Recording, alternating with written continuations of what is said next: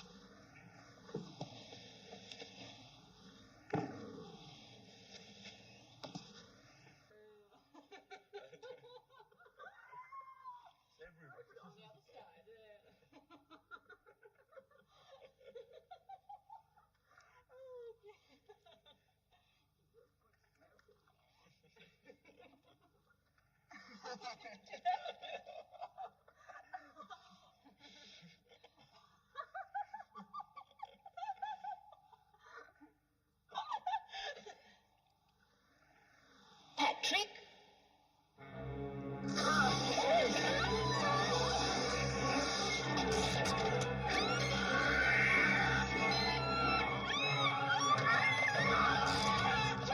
Jesus, Patrick! Your mother!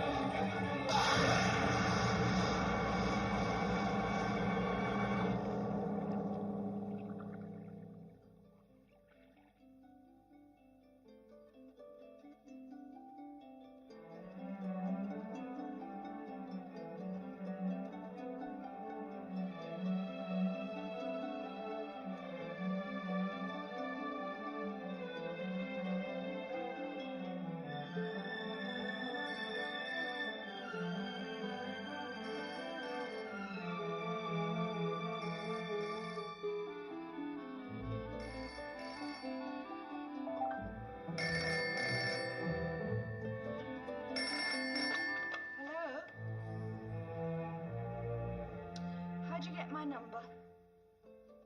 Yes, I was in bed. It's none of your business. Are you gonna hang up now, Ed? I'm gonna hang up right now.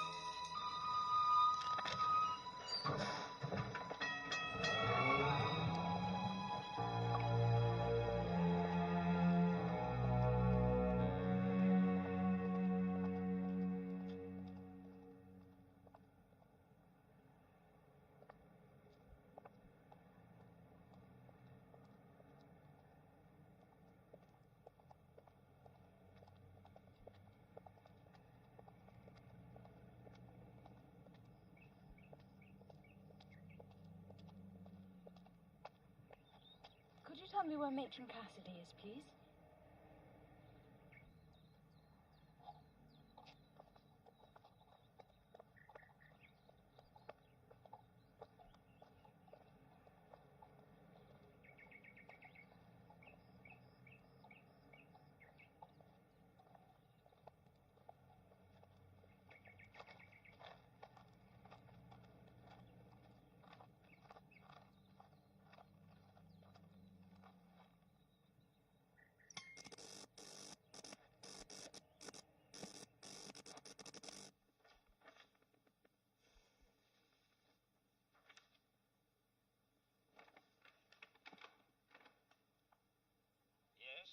I have the applicant with me, Doctor.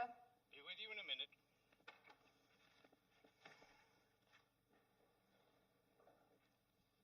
Your last letter of recommendation is dated 3.5 years ago. You haven't worked as a nursing sister since then?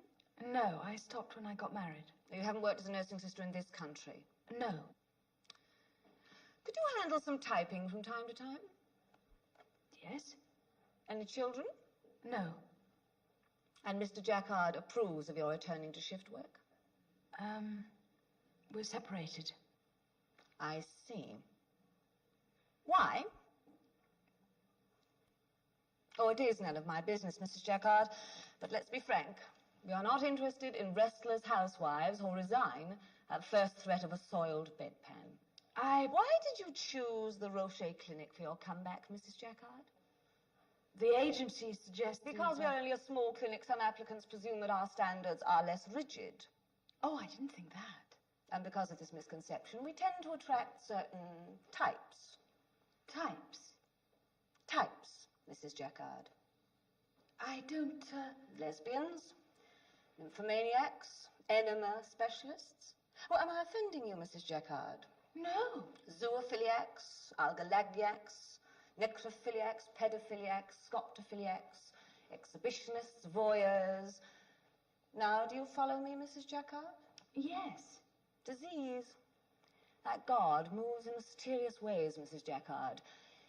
It can don the mask of perversion and spread like cancer through our hospital staff. We had a classical here last week, seated where you are now, applying for work as an orderly, and his little quirk, as it turned out, was to sneak down to the laundry of a night and paint himself with excreta. Does that shock you, Mrs. Jacquard? No. Well, it should. It shocks me. I can assure you, Oh, so did he, Mrs. Jacquard. Oh, come in, Doctor. Mrs. Jacquard, Dr. Roger. Matron, have my frogs arrived yet? No, not yet. Could you chase it up? Yes, I'll make a note of it. Mrs. Jacquard's qualifications are adequate, but she hasn't worked in this country before. You've worked with unconscious patients, I assume. Yes. Any experience with cerebral monitoring, EEGs, Fourier analysis? A little. She comes to us in the wake of an unstable domestic situation, Doctor. Hire her.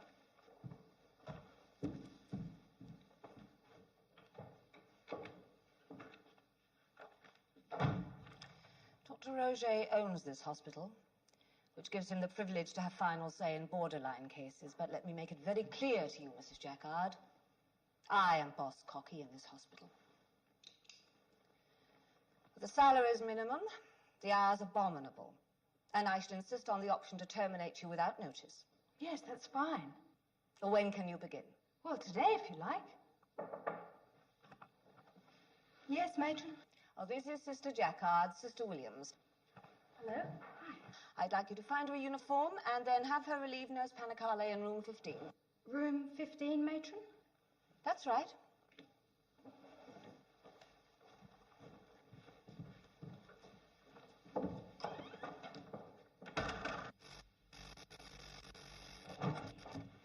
You'll be specialing him, responsible for IV therapy, monitoring him, and general nursing care.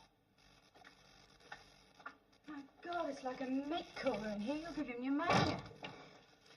Sister Jacquard, Nurse Panicale. Sister Jacquard will be taking over the noon till 9 shift, so you can resume your regular duties on Ward 1. Thank you, Sister. And this is our friend Patrick.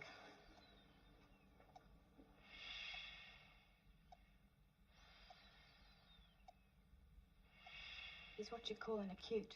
Why haven't his eyes been sutured shut? Roger's instructions. He will be expected to keep the eyes bathed and lubricated. Hello, Patrick. He can't hear you. He's dead. Oh, technically he's alive in that he breathes and pumps blood. But I don't think you're going to get much conversation out of him. He's been unconscious for 3 years. What a waste. Oh, it's a waste of space, if you ask me. Most of our new sisters caught Patrick first up. Matron says that if he can survive 3 years in a coma, he can live through anything. Anyway, such as he is, he's all yours, sister. I think you'll find him a handful. Well, I think Patrick and I are going to get along just... Oh, that's another thing. Dr. Roger calls it a motor nerve reflex, but no one really knows why he does it. You seem to do it on purpose. Well, one thing's for certain. Patrick never does anything on purpose. Any chance of improvement? No. He's been unconscious too long. Dr. Roger says that even if he regained consciousness, he would have the intelligence of a penicillin culture. But he spits well. Matron Cassidy's usually in her office till about 8, and Dr. Roger often works later. Otherwise, the desk clerk will sign you off at 9. Any questions? No, I think I can manage. I'll leave you to it.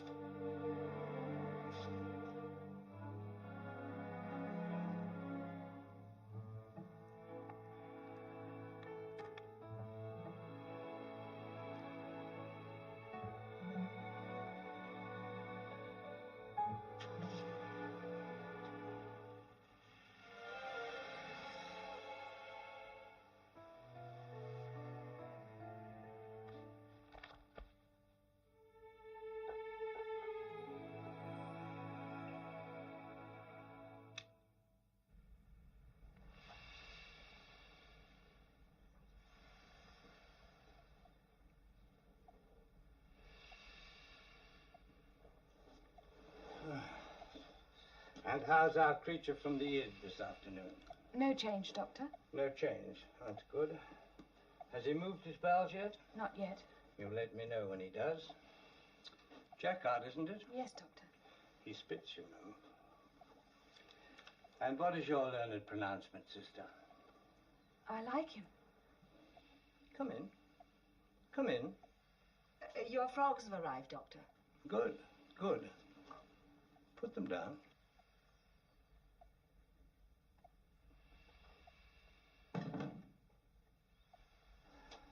See that? Sir? She doesn't like coming in here. Why? I don't know. She says there's nowhere flowers won't grow. Notice anything? No. Neither does he.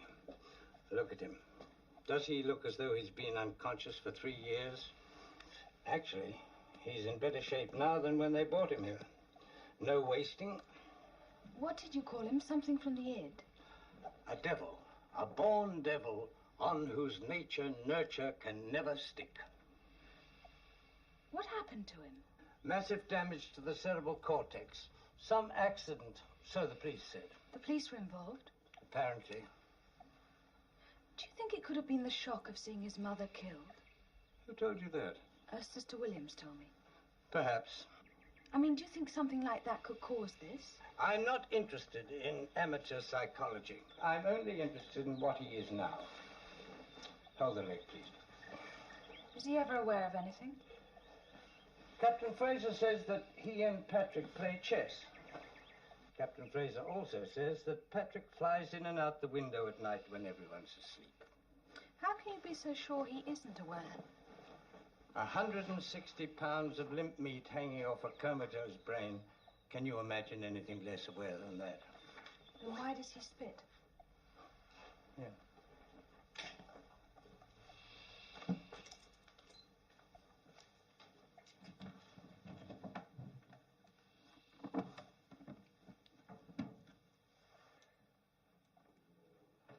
I'm inserting the needle into the base of the skull.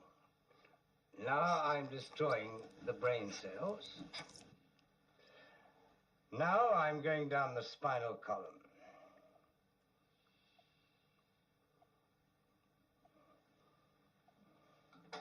Hold out your hand.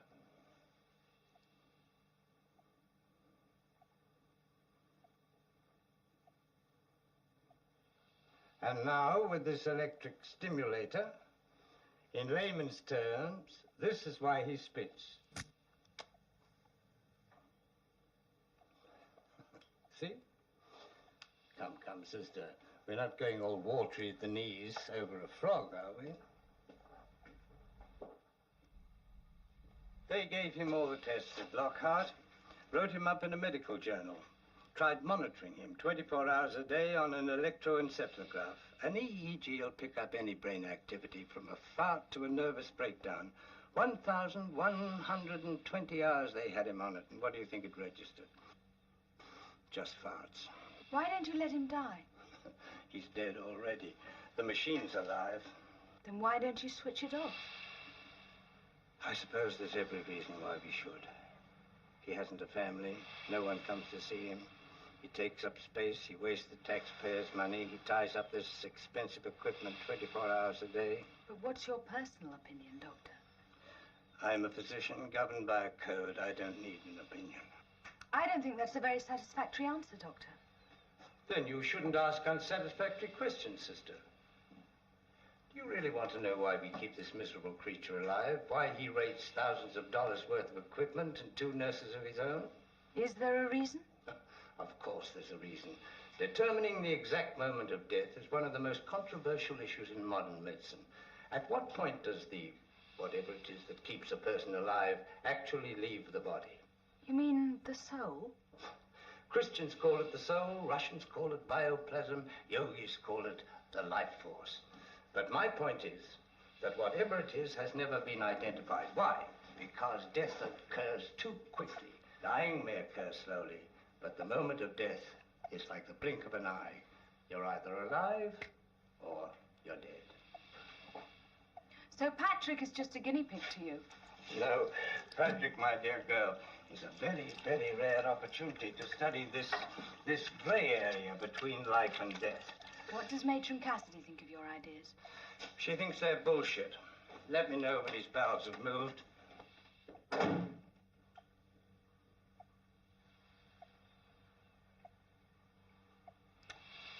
Well, what does he know anyway? You probably just haven't had anything to say, right? Hello? Is anybody in there?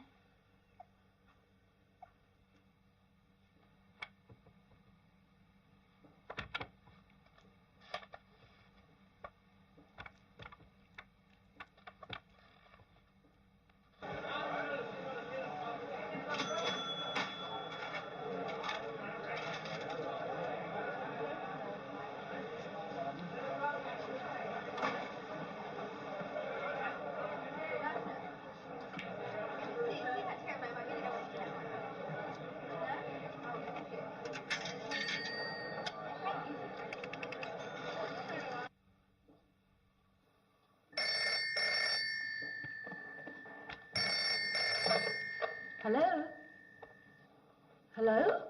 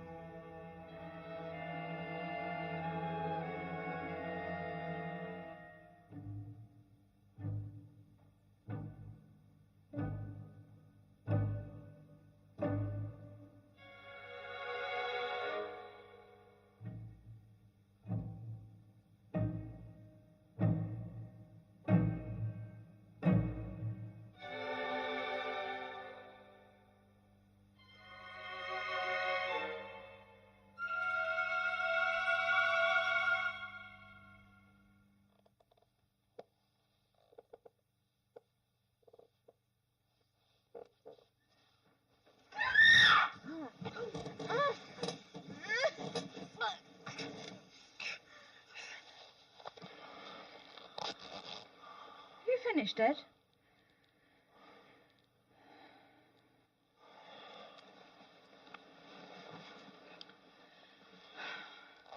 I'd like to discuss our divorce. Divorce?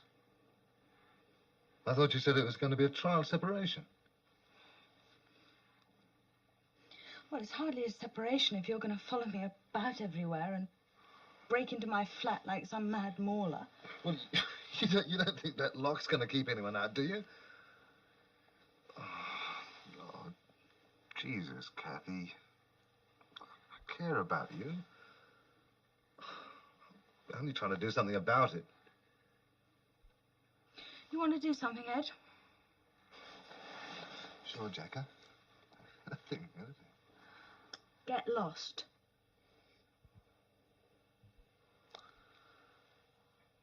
I see.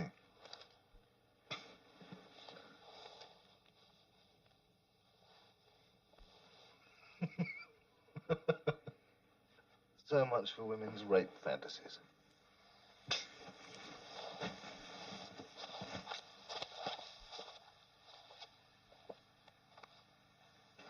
I just don't want any involvements for a while. I want to be alone. It won't work. You cut yourself off pretty soon. The nerve endings die and you'll be no better off than Patrick here. Ed accuses me of being frigid. Rubbish. Now, how would he know?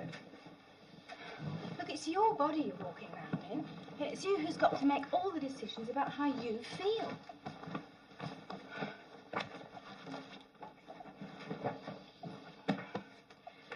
Listen, you're going to a party on Friday night. I don't think I can make a party. No excuses.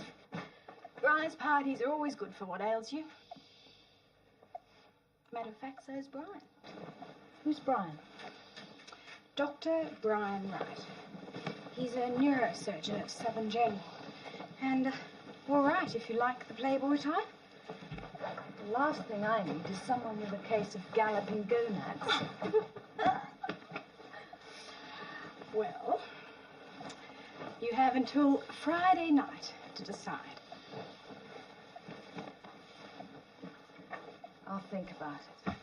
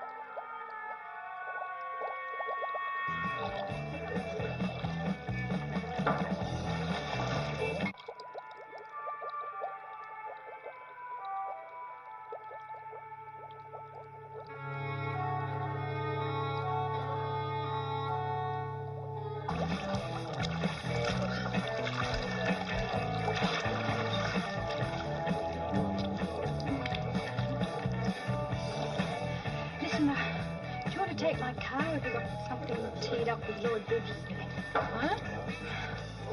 Well, they don't call him Dr. Wright for nothing. He's drunk. Oh, it's a party. Loosen up a little. It was a party. I think I should go home. It won't hurt to talk to him, will it? Some time dead, Kathy. I was hoping to talk to him about Patrick. Well, talk to him about Patrick, anything. He'll do the rest. Thanks. The keys are in the car. I'm off for the weekend, I think.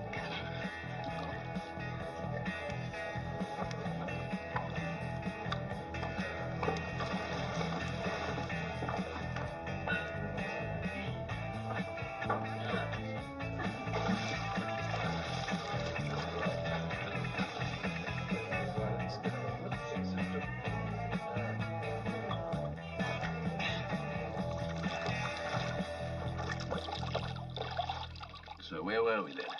Pardon? Who are you? Kathy Jacquard. Where have you been? Down there, listening to the stereo. I always do a couple of laps after a heavy night. Clears the head. I'm Brian. Yes, I know. We met earlier. Oh.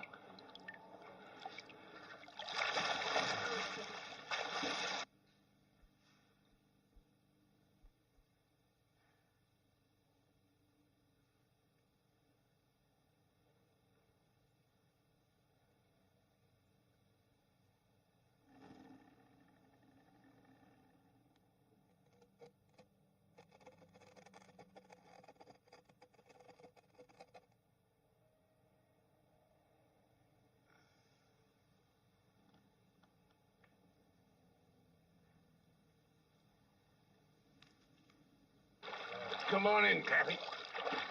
Actually, I was hoping to talk to you about a patient of mine at the Roger Clinic. Ah, you're the new gardener.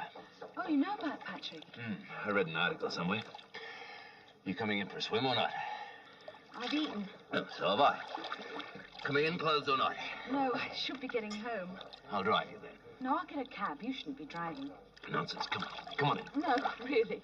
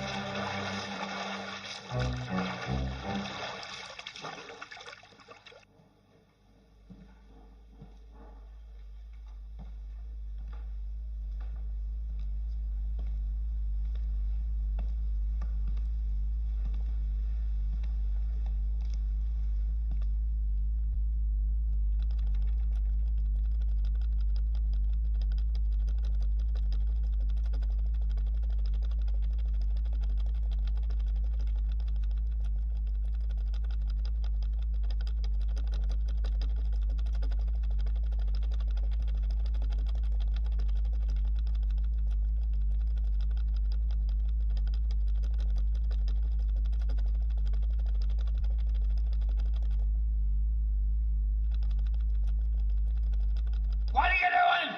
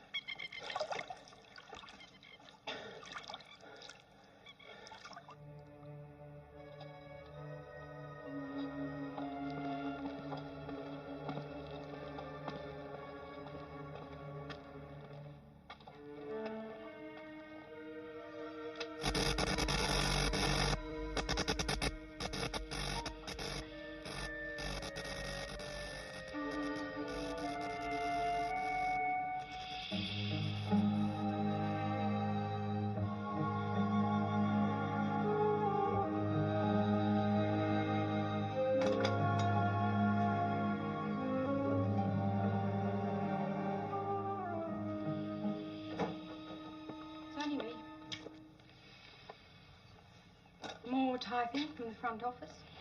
You never should have let on you typed. The typewriter's playing up, along with the lift and everything else in this building. Captain Fraser thinks we've got gremlins. Hey, what do you think of Brian? Well, he shouldn't go swimming on a full stomach. When you off? Off, I just got on. Nurse Panicali rang in sick. Again?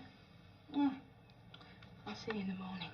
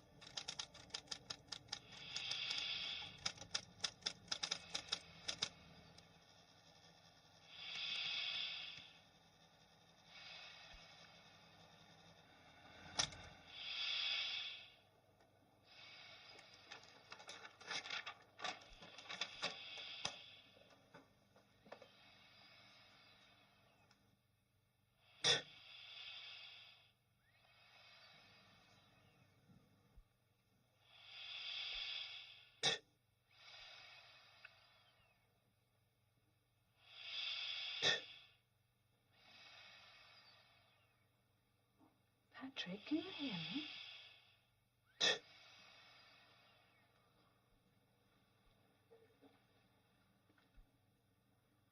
Patrick, if you can hear me, I want you to do that with your mouth, what you just did.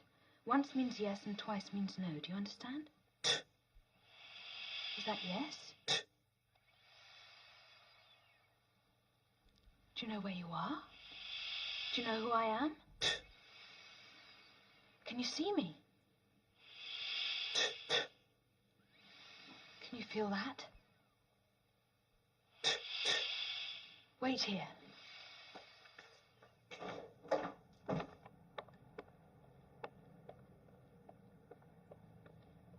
Matron, can I show you something in room 15?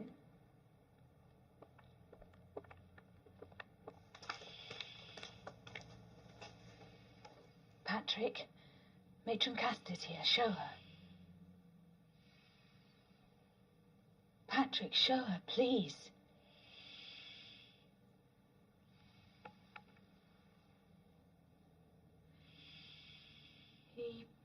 He spits.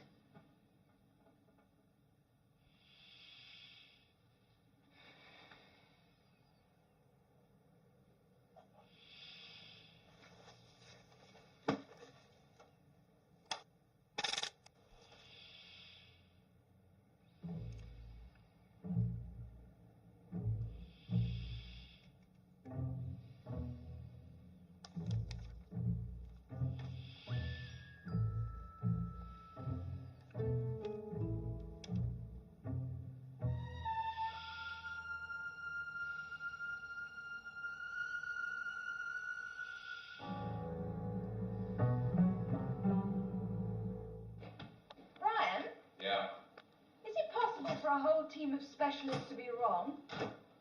Yes, I'll be the first to admit it.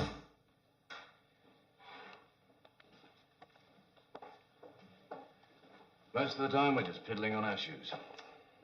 Well, are we? I prefer to think we're helping the sick and injured.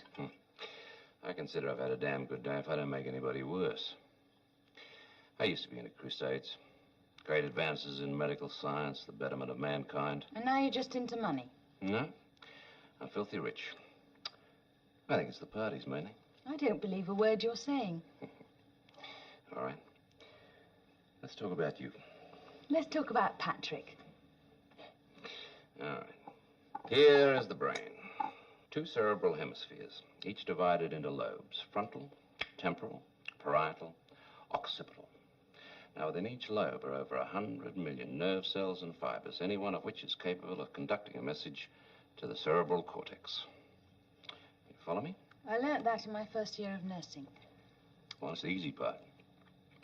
Now, sure, we can probe around and find the nerve that's responsible for wiggling a patient's toes. But when it comes to the more sophisticated functions of the brain, we're in the dark ages. And what you're after is probably the most sophisticated function of them all. The nebulous bridge between the conscious and the unconscious. You mean the soul, the life force? Do I detect a note of sarcasm? All right, try this. I mean, anything's possible. We have 5 known senses. Now, a man who loses any one of them, his sight, for example, automatically compensates with a keener sense of hearing, finer sense of touch. Now, Patrick, with all 5 senses cut off, if there is such a thing as a 6th sense, he's had 3 years to develop a beauty.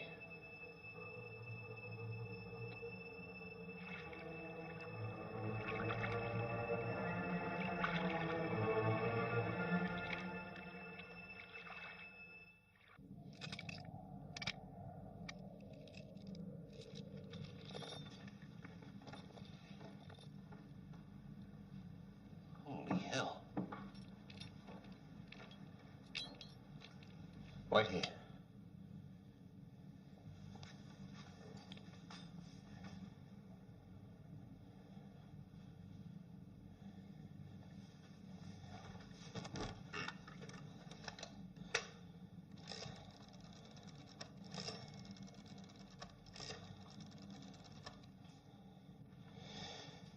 Yes. Who do I have to speak to regarding breaking and entering? Thank you. Who are you phoning? The police. Has anything been taken? I'd rather not call the police. Just a moment.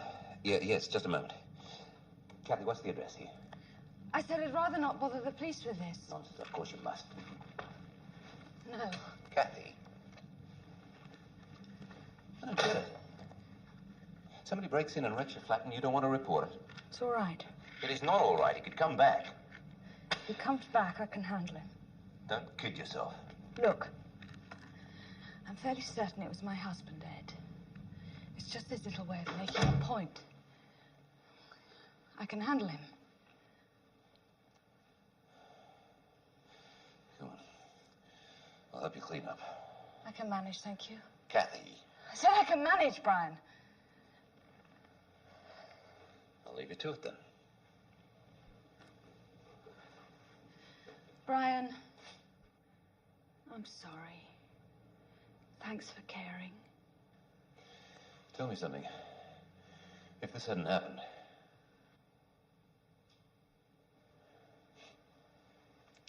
Forget it. Take care.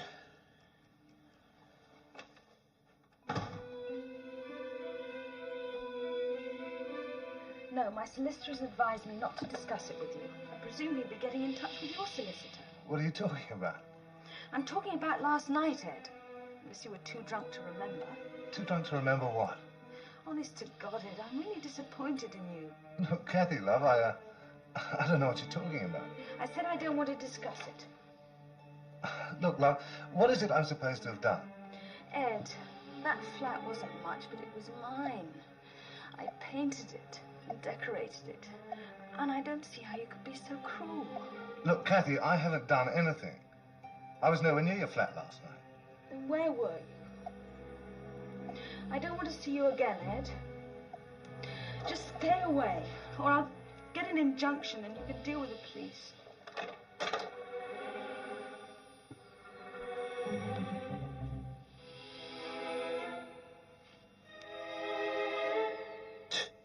You bastard! Oh, I'm sorry, Patrick. I'm I'm sorry.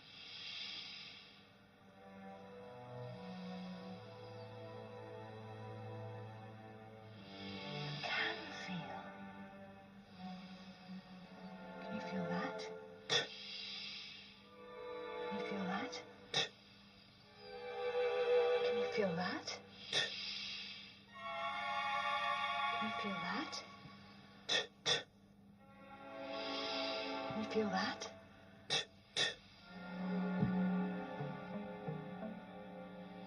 Can you feel that?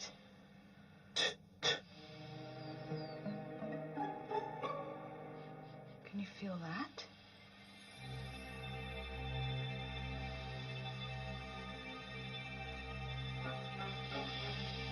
You can feel that, can't you?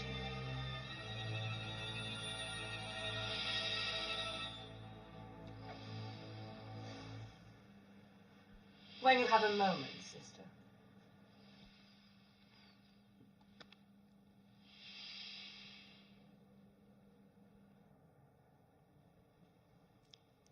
Do you believe in euthanasia, sister? Well, I don't believe in wandering about with an ampule of... Do you believe in a passive sense, in allowing someone to die for his own good? I don't think anyone has the right to play God. That is a pathetic answer coming from someone who calls herself a nurse. Do you think we should close down the hospital and all go home? If there were a God, and if the patient in room 15 could think, I bet he'd be thinking that God must have a pretty monstrous sense of humor. But of course there isn't any God. No God, no justice, no compassion. Only fear. So he lies in there month after month, year after year, because nobody, including myself, has the simple decency to switch off that machine and let him do what he should have done 3 years ago. He is an embarrassment, sister. He is a daily reminder that medicine can prolong death much more effectively than it prolongs life. So if it appears there's a conspiracy to lock him away, it's just that the mere sight of him is a somewhat offensive reminder of our own ugliness. And then you come along. And not only do you remind us that he is human, but you claim that he has feelings, and that we have neglected him, and that you, a second-rate probationary nurse, have discovered something in a couple of weeks that our team of specialists couldn't find out in 3 years. And as if that were not enough, you then go over the heads of Dr. Rocher and myself, placing us in an embarrassing situation by getting an opinion from an outside doctor. You then merrily proceed to slap and fondle this patient in a manner that should see you blacklisted from every hospital in this country. And you ask, why don't you believe me? I was only trying to help. You can.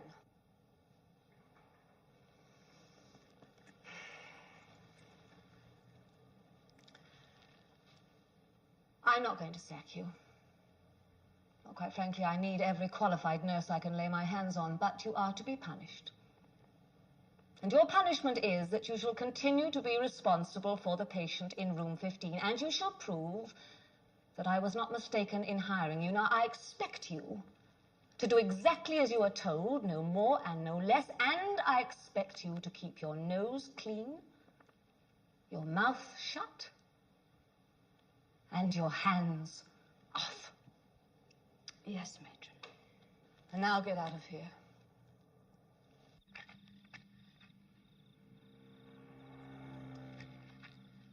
I've changed the lock. Look, I don't care what you think. I didn't bust this place up last night, and if I didn't, then somebody else did.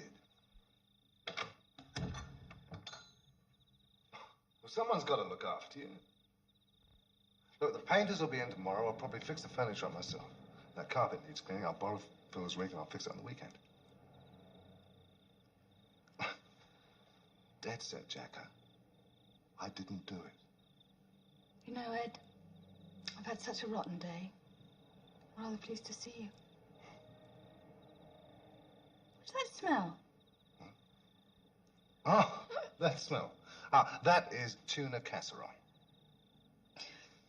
Good God. Well, tonight's on me. Ed Jacquard, gentleman chef, handyman. Look, come on, sit down. Here you go. Sit down. Put your feet up. Now, ma'am, can I get you something from the bar? Gin and tonic, perhaps? Gin and tonic. Can you help me?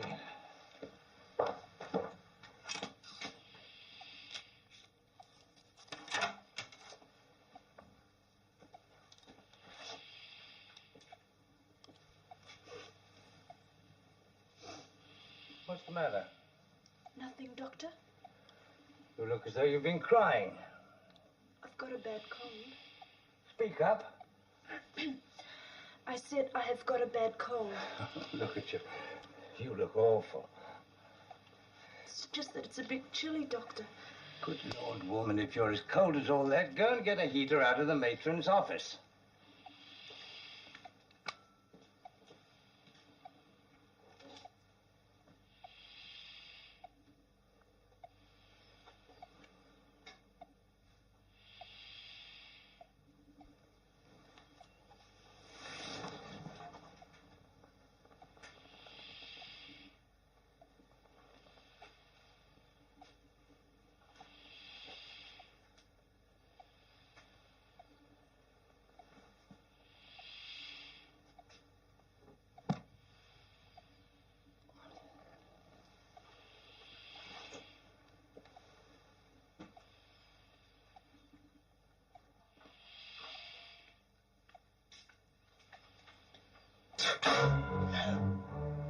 I would have thought you would be used to it by now.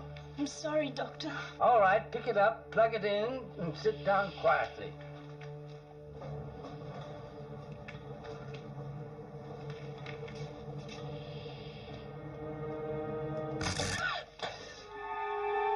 For Christ's sake, have matron get a replacement.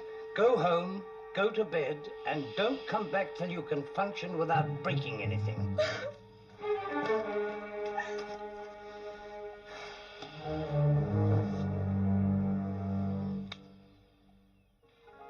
I'm sorry about the fight, Jack, huh? Dead set.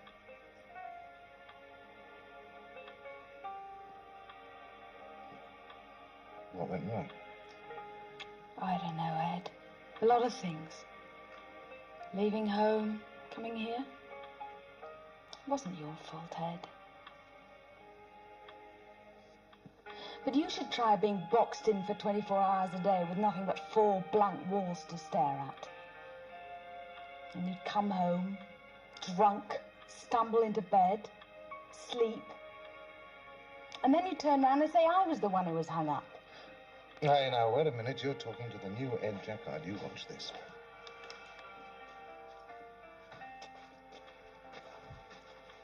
As from now, I'm completely off it.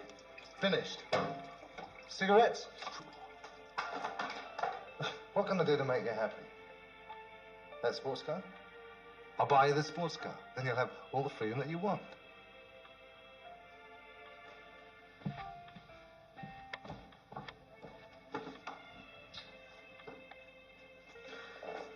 This mean I can stay the night? Let's just start with dinner, shall we?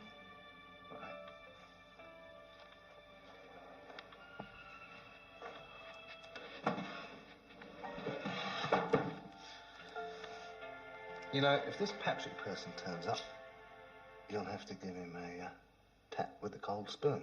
Why'd you say that? Well, isn't that what you nurses do to a bloke, you know, when he... Yes, I know what it means. It's just...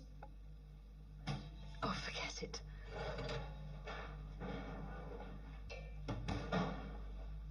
Gin and casserole, a la Jacquard.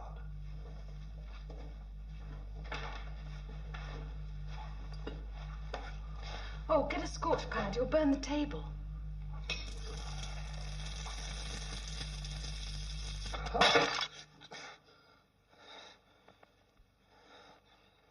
Jacquard?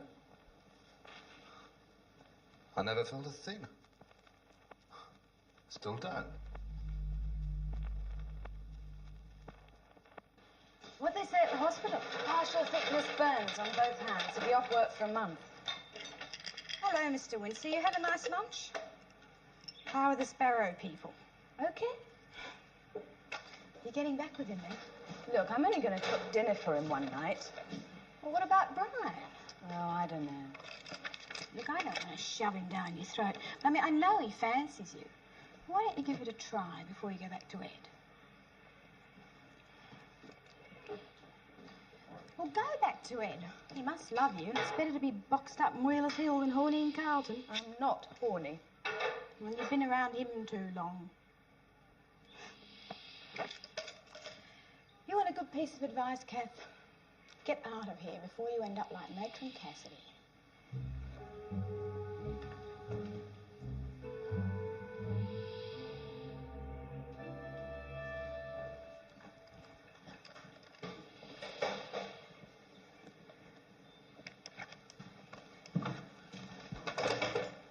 What's the matter, Kath? Oh, it's the room, no air. It's him. It's Patrick. Paula, he had an erection the other night. So they all do that, conscious or unconscious. It's different. Oh, now wait on, love. Hello, Captain Fraser. Have a nice lunch.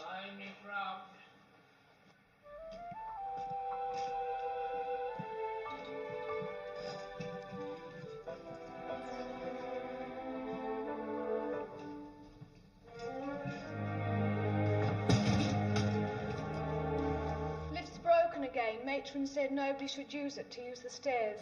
Oh, is Matron aware that this is a hospital and not a gymnasium? Well, do I have to remind you this is a hospital? We simply must have that lift repaired sooner than that. Matron, I want you to do something for me. Now, hold on, please. Look, I am rather busy, Doctor. I want all the early reports on Patrick. Anything to do with the details of his accident. Well, I imagine one would have to contact the police for that information. Fine. Hello? Yes, well, then I suggest you make our lift a priority. What's that? It's a cerebral functions monitor. Where did it come from? I won it in a card game. Is this related to anything I should know about, Doctor? I have a new theory. I'm going to try some ECT on Patrick to see if I can shock some response out of him. What do you think? Since you ask, I think it's disgusting. Yes. Yes, but it's worth the try. I'd love to, Brian, but I can't. Nurse Panicali rang in sick and I'll be here all night. No, I'm busy on Thursday night. No. Oh, I don't know, maybe. It's a bit up in the air at the moment.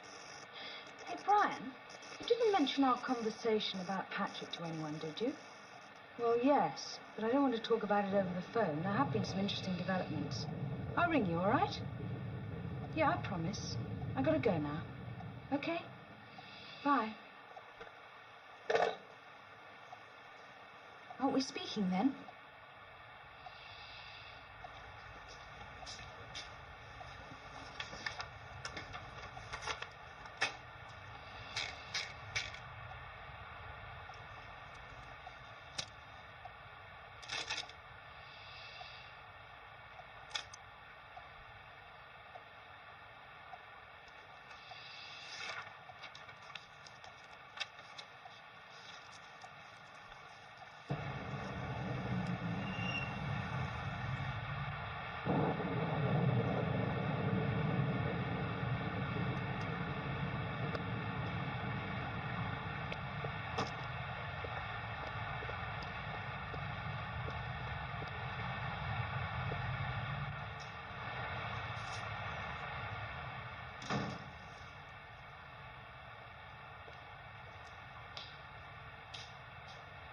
Hello, anyone there?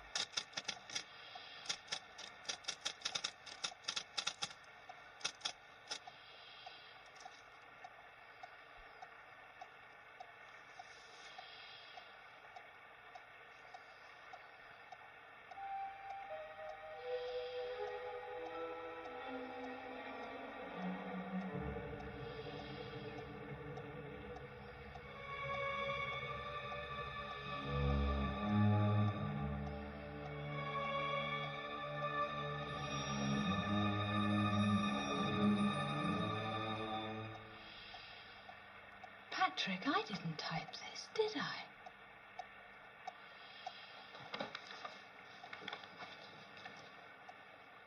You typed it, didn't you? Didn't you? There, Patrick. Show me there.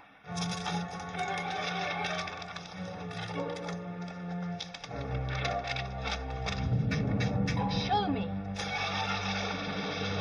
Show me, Patrick. Show me.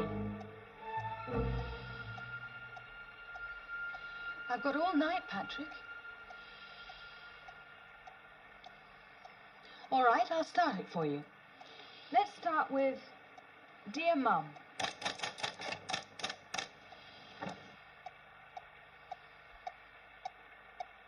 Is that your mum or my mum? Because I never had one. She died when I was a baby.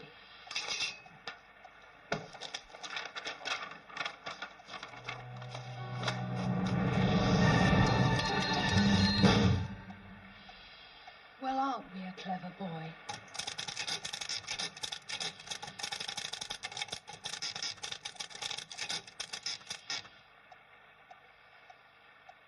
What does that mean?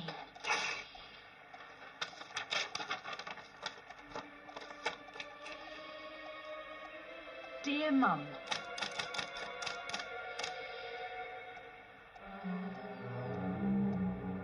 Patrick, did you wreck my flat?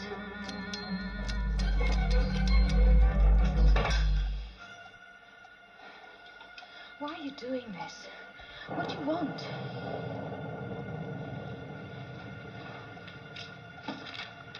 Ed burned his hands, but it serves the bastard right. I didn't type that. When he came on a bit strong, I fixed him up in his own swimming pool. What did you mean by that?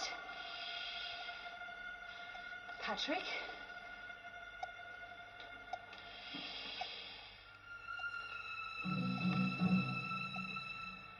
Patrick.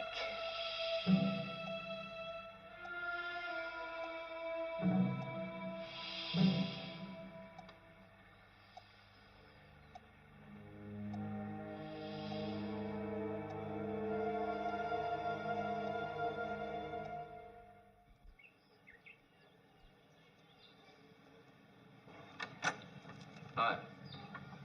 I get you up? Oh, come in. You have a heavy night or something? Yeah. Anybody I know? Yes, Patrick. Yeah, let me do that. You're not free tonight? I don't know. I mean, thanks. I just don't know. So how does your garden grow? Hmm? Patrick, what are the interesting developments? If I told you, I don't think you'd believe me. Why not? Matron Cassidy didn't. Dr. Roger wouldn't. I'm not sure if I believe it myself. Try me. What do you call it when someone has the power to make things move around the room without touching them? Magic. There you are. You see, I told you you wouldn't believe me. I'm sorry. It's called psychokinesis.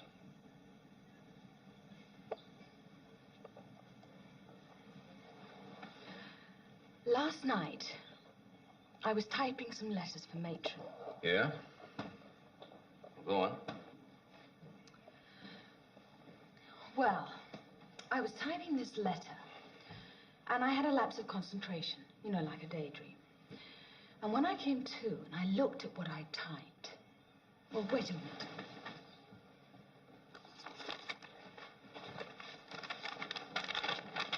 Now, I didn't type that, Brian.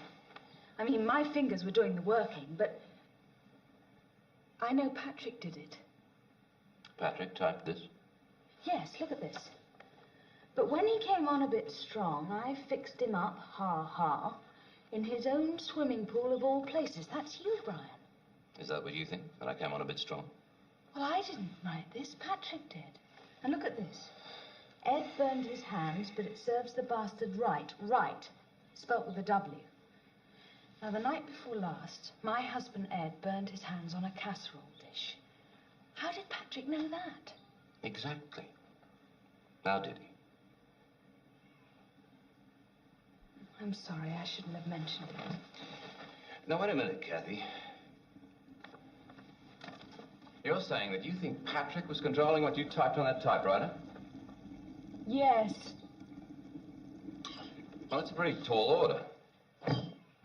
You think I typed it as some sort of subconscious projection? All right. What about this?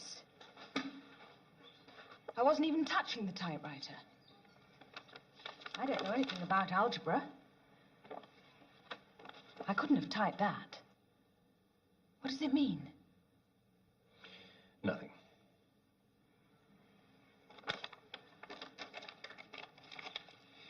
Kathy, I've seen a man levitate. He really raised his body into midair and held it there. I've seen a Filipino cab driver remove a cancer with a rusty bread knife. So don't accuse me of narrow-mindedness. I really should be getting ready for work. It's catch-22 as far as I'm concerned, Kathy. I can't give an opinion on Patrick until I've examined him. And I can't examine him because such things are just not done. It's not fair. Mm-hmm. But it's ethical.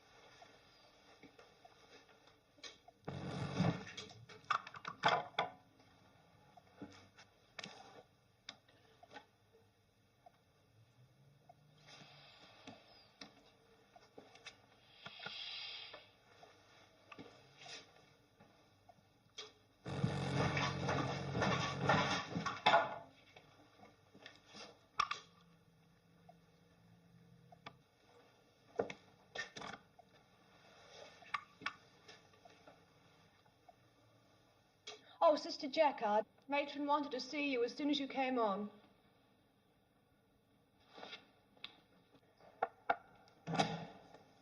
You wanted to see me, Matron?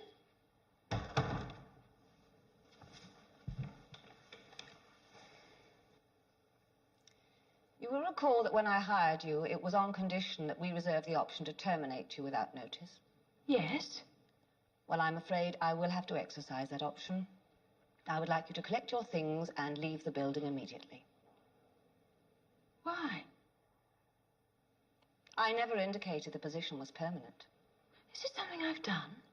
Very well, I'll be frank, Mrs. Jacquard.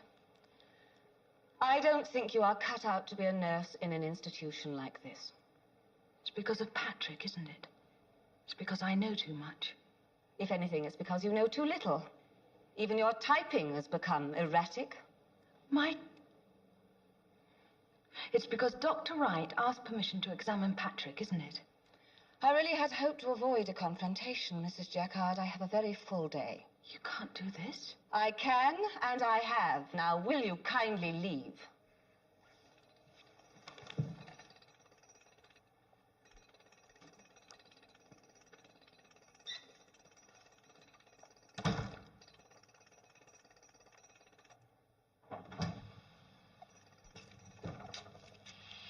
Patrick.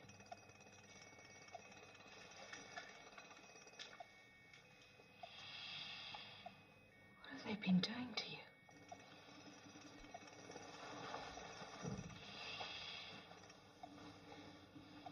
I've got something to tell you. I've been sacked. I've got to leave. Don't you care?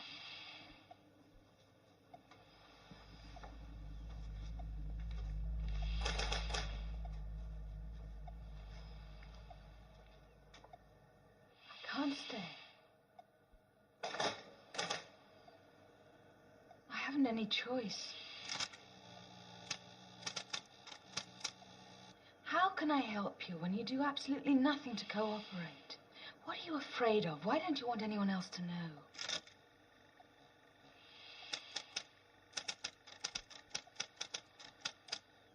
Who? When?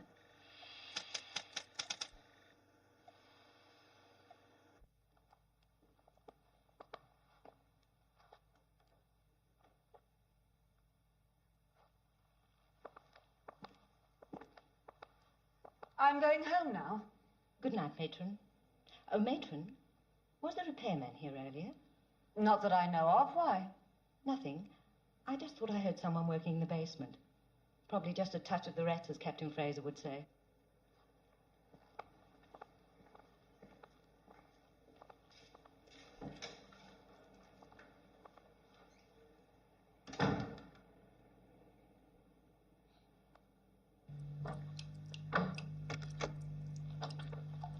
This is ridiculous. Well, don't do it, then. Wouldn't want you to do anything unethical, like saving someone's life. Cut it out.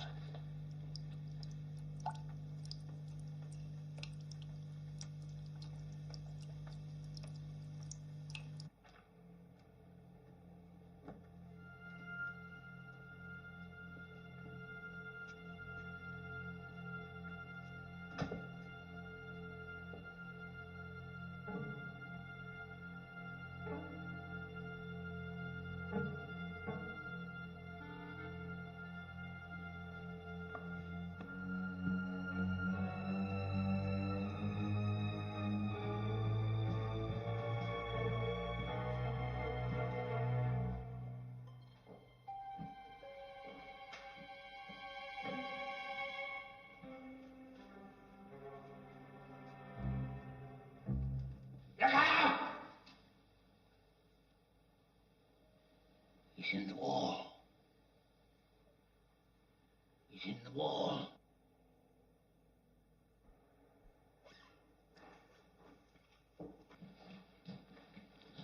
Captain Fraser, what are we doing out of bed?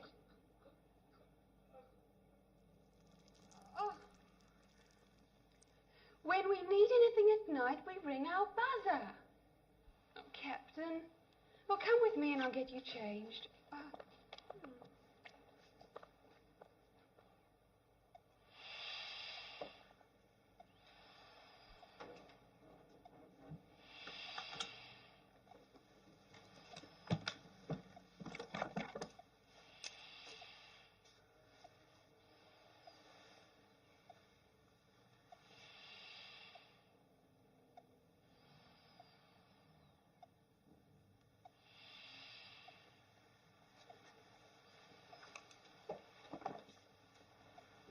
Patrick, this is Dr. Wright, the one I was telling you about. He knows. He's going to help you.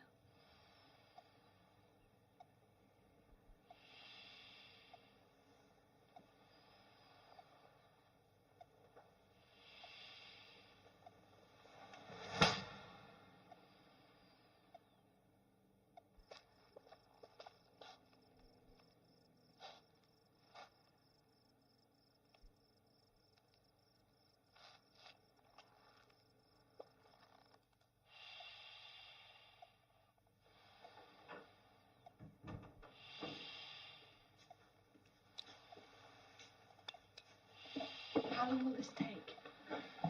Talk to him. What? See if you can get him to respond. Patrick. Please, Patrick, for God's sake. You said he had an erection. Yes? Get him to do it. You haven't got all night, Kathy.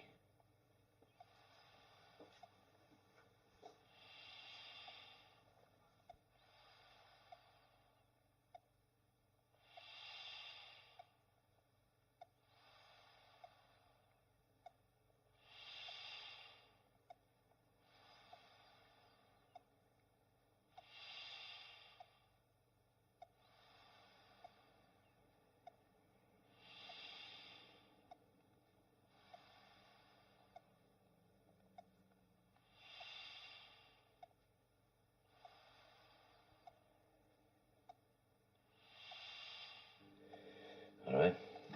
Let's try something else.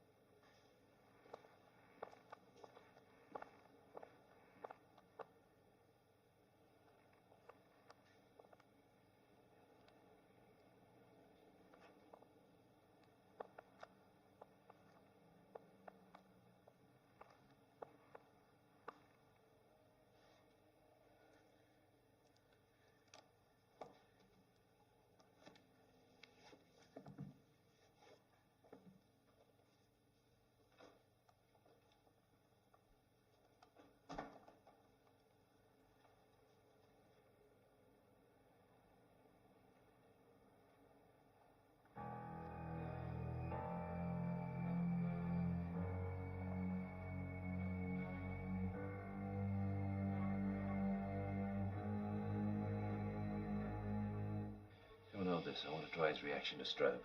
Will it take long? This was your idea. Now, don't rush me. Hold it 18 inches from the bridge of his nose. Bring it up slowly.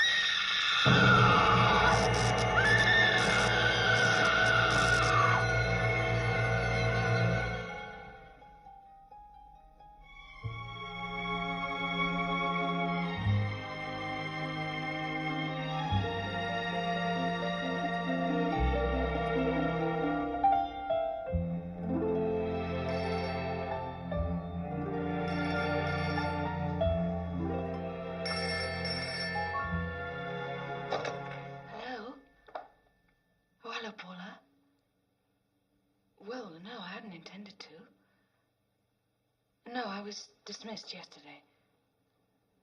What's wrong? Well, what's wrong? What's happened?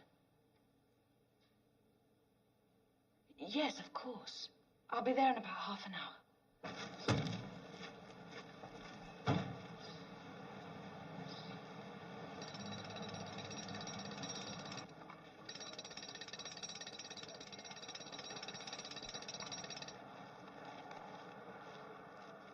Well, the uniform boys put in a report last night, and I have to follow it up. Yes? Mrs. Jackard. Oh, fine. Send her in. Send her in. Have a seat, please, Mrs. Jackard. Yes, Doctor. Well, the point that I'm trying to make is that the power was off throughout the whole neighborhood for just under 1 hour.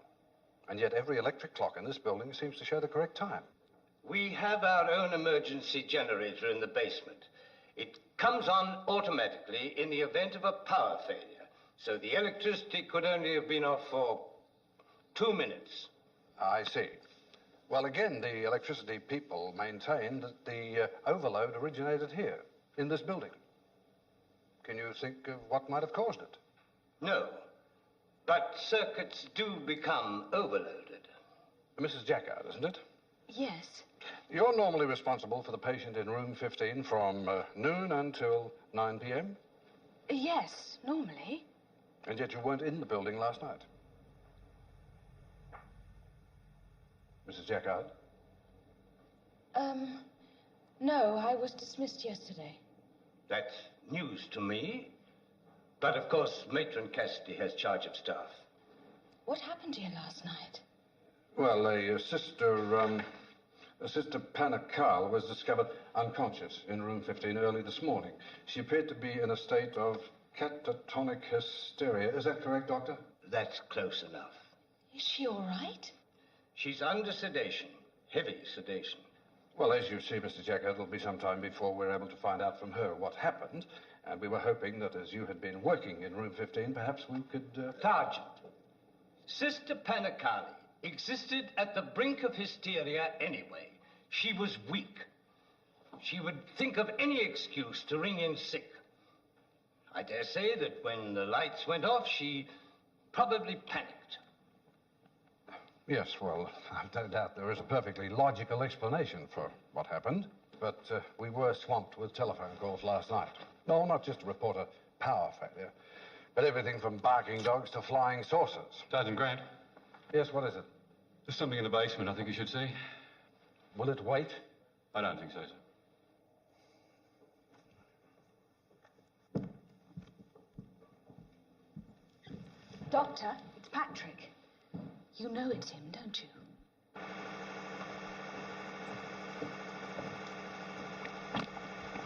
There's the cause of your power failure. Not a pretty way to go. Make a connection across those terminals, buzz bars vaporize, molten copper.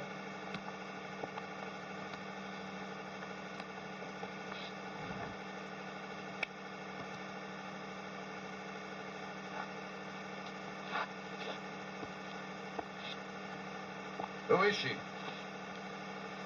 Matron Cassidy. We'll need a pronouncement, Doctor, just to make it official. Doctor?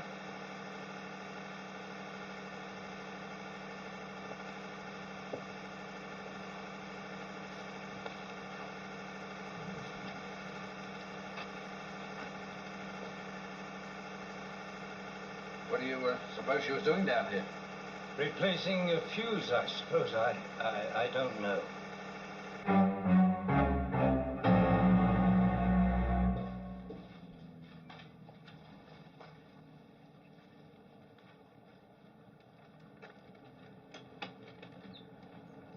Is that all you're going to do? There'll be an inquest. I need to get some formal statements, but I'm satisfied. You don't believe this was an accident, do you? What the electricity boys reckon? She wasn't wearing shoes. She grounded herself when she stepped into the puddle. Bang. But why wasn't she wearing shoes? And why was she down there in the first Look, place? Mrs. Jackard, please, let's not complicate this any further, will you? You've got a hell of a job writing out a report as it is. Listen to me. Matron Cassidy wanted Patrick dead. Now she's dead. Does that sound like an accident Look, to you? let me get this straight, will you, Mrs. Jackard? Are you suggesting that she was trying to kill the patient in room 15? I'm saying that there is a possibility, yes. Why? Well, that's a hard question to answer, but there is someone who can explain it better than I, and I think you should see him.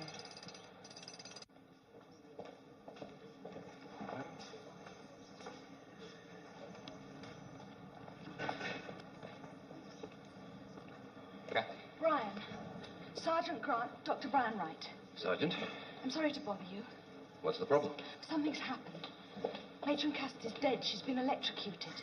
I'm sorry. Sergeant Grant's investigating the case. Oh, when she says I'm investigating the case, it seems Brian, pretty straightforward to me. Matron Cassidy was trying to switch off the power when she was killed. Well, we don't know for certain she was trying Don't to you do... see? Patrick was right. He said someone would try to kill him last night, and she did, only he stopped her.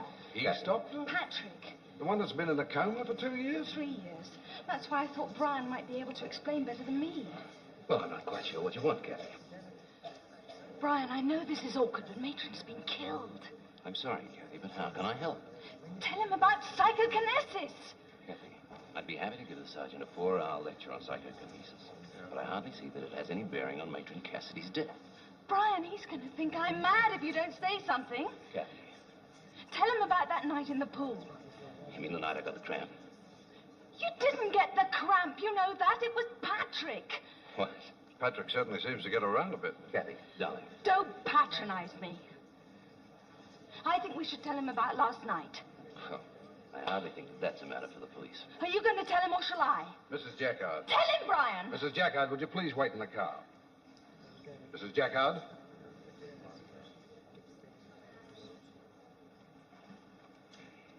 Tell me about last night, Doc. You're not really interested in my sex life, are you, Sergeant?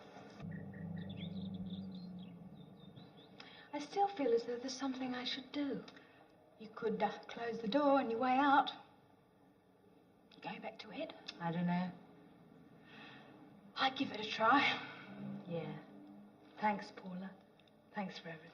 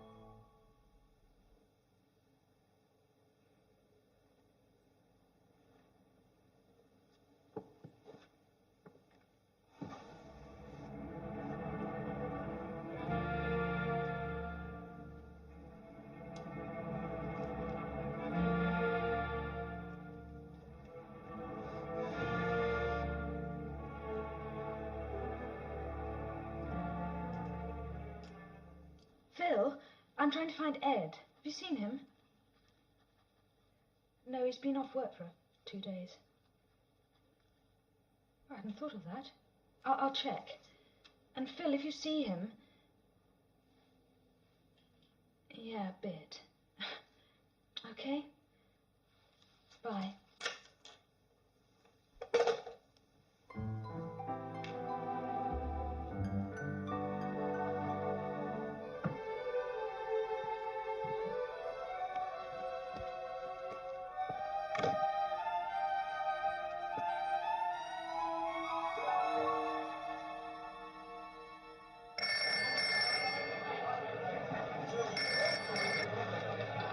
Shamrock, Tom Butler. Who? Jacquard. Ed Jacquard. Oh, yeah. No, I haven't seen him for a couple of days. Bit of strife with some lady friend, I think. Oh, I see. Did he mention her name? It's very important I contact him. No, sorry. Tell you who wouldn't know? Neil Adler. Neil was selling a sports car, and Ed was going to... A sports car? He was going to surprise her with it. Oh, I see. I see. No, it's all right. I think I know who this lady is. Do you have Neil Adler's number? Yes, I'll wait.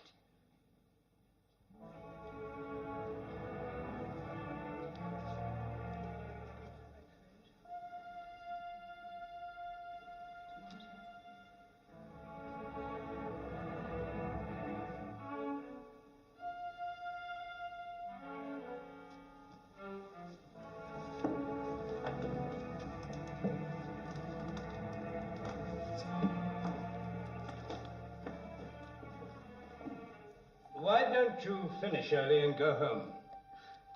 Go home? I'll look after everything. Doctor, are you Williams, sure? I'm still in charge here. Please, just go home and don't worry.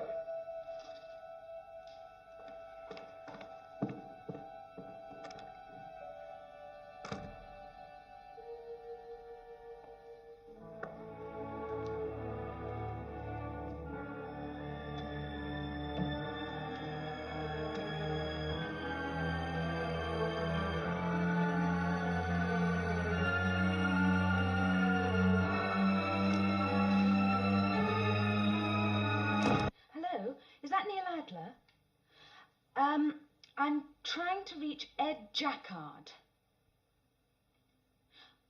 Oh, I was told he was going to see you about a car. This is his wife, Kathy.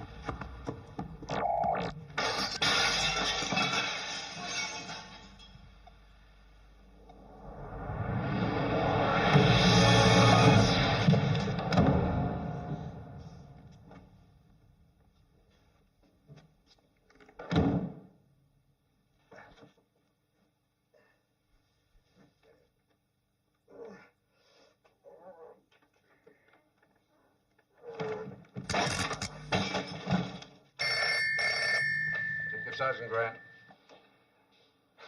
What can I do for you, Mrs. Jacquard? Sergeant, I have a problem. And, well, you're the only policeman I know. Lucky me. What's your problem? I seem to have lost my husband. I see. It's not as crazy as it sounds. He apparently bought a car from a friend 2 days ago as a gift. For me, actually. And, he seems to have vanished.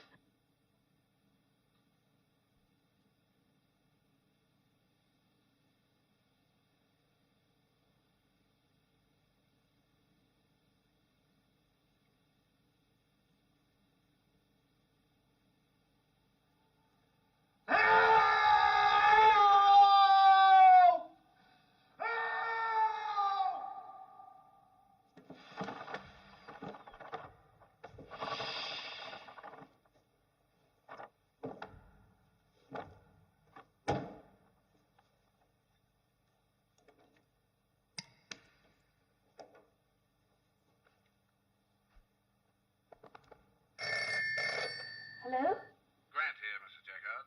I found your car. No sign of your husband. Where was the car? Well, it was towed away from a no-standing zone outside the Roger Clinic earlier this afternoon. Apparently, it had been there for a couple of days.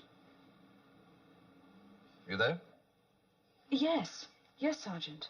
Incidentally, about that other business, Patrick, a friend of yours, is a bit of a celebrity. You know that? What do you mean? Well, I've been going through the files here, and it turns out that... Oh, hang on. Someone's penciled in a notation here about a boyfriend of a nurse who worked there over a year ago. What about him? He died, some unspecified disease. Says it started with a numbness in his hands and then spread.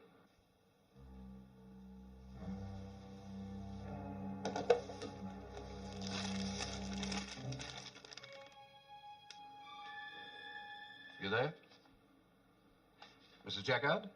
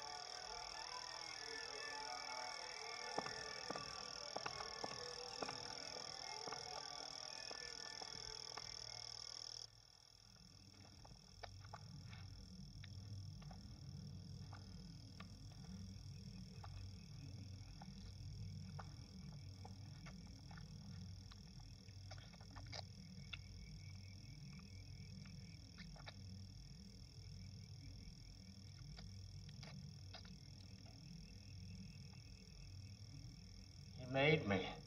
He did it. We've got to kill him. You've got to help me. Look. We'll clear the building, get everyone out, then burn it. You can't go in there. He won't let you. No! No!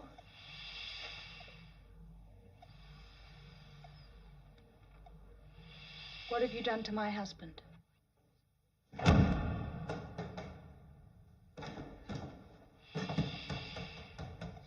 Patrick?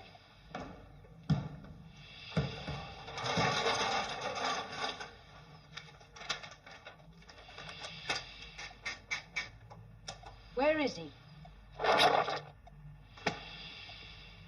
Talk to me, Patrick.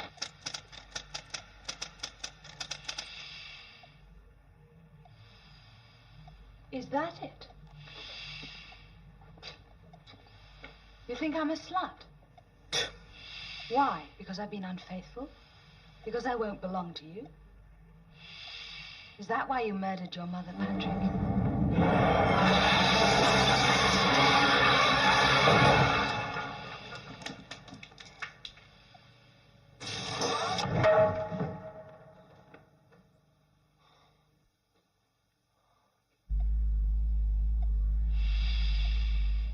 What did you think, Patrick? That if you stopped other men getting close to me, we'd be together forever and ever?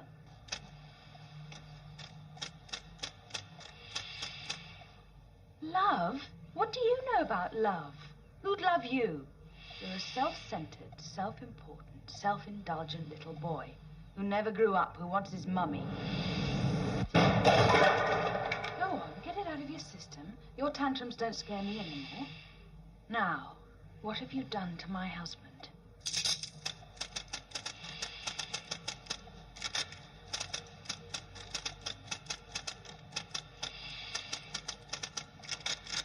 Where is he?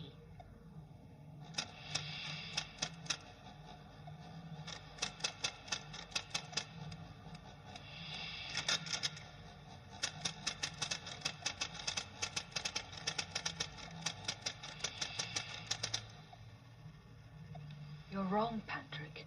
Are you better off?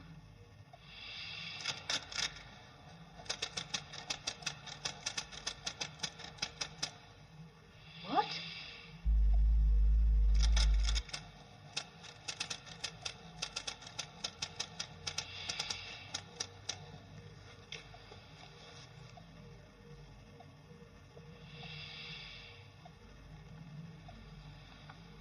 What is it?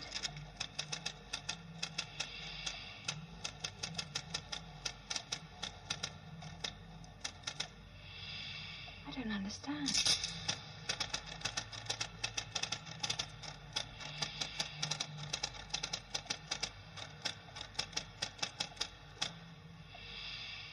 What's Ed done to hurt you?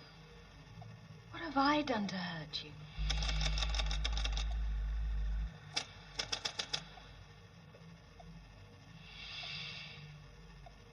Patrick, I can't.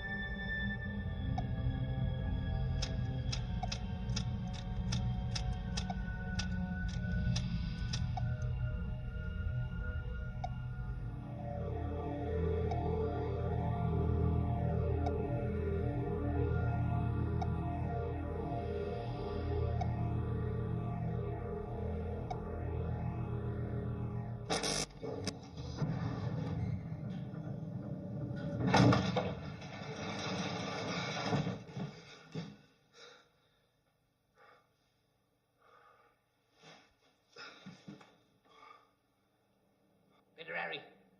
Time goes on at sunset.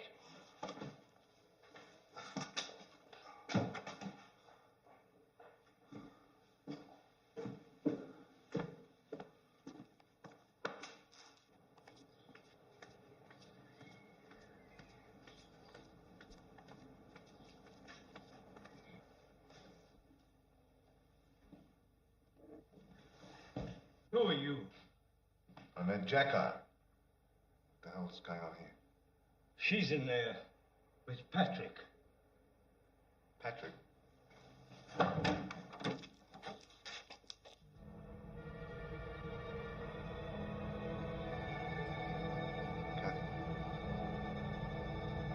Kathy.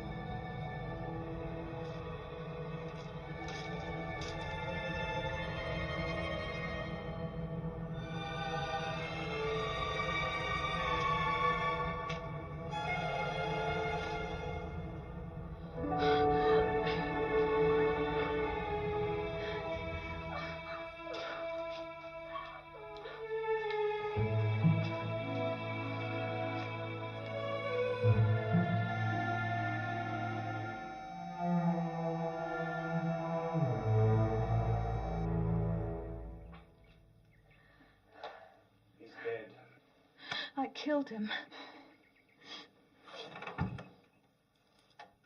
Nobody killed him. He died of natural causes. Come on, lovely. I'll take you home.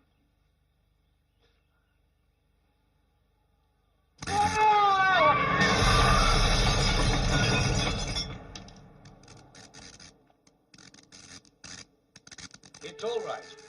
Just a simple motor nerve reflex.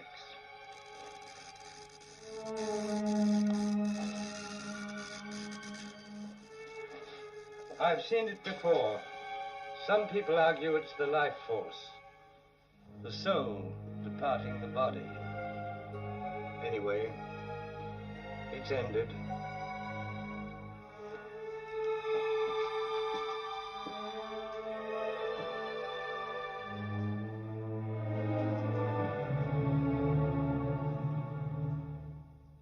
So that's Patrick. That's Patrick.